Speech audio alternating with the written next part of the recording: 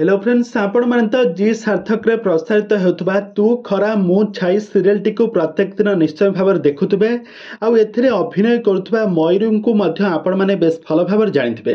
तबे हठात एमिति काहे कि मयूरी एही सीरियल टी को अधारु छाडी दैछंती मयूरी तेबे वर्तमान समय अचानक मयूरींकर सीरियल छाड़ीबार प्रकृत कारण कौन रही ए संपर्क में सबू किछि जानिबा पई हेले आपण माने आजिर भिडियोटी को पूरा शेष पर्यंत देखंतु।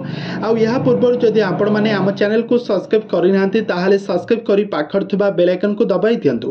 दर्शक बंधु आपण माने तो समस्त जानिथिबे जे जी सार्थक रे लोकप्रिय सीरियल हेउछि तू खरा मु छाई जेउथरे मुख्य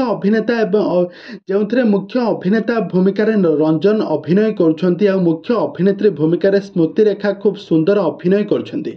या सहित एही सीरियल रे मयूरी कैरेक्टर रे नजर आसिथिले अनन्या अनुपमा शर्मा।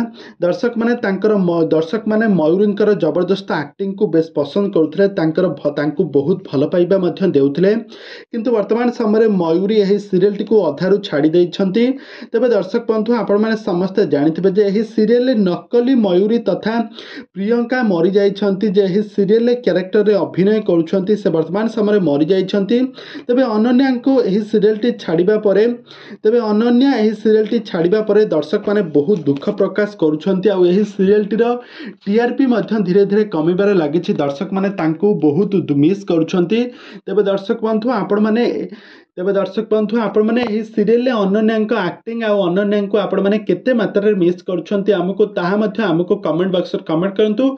आगा को एही बळे हॉलीवुड संबंधित बा सीरियल दुनिया विषय रे अधिक खबर जानिबा पई हेले आपण माने हम चैनल को सब्सक्राइब करी पाखर थिबा बेल आइकन को दबाई दियंतु।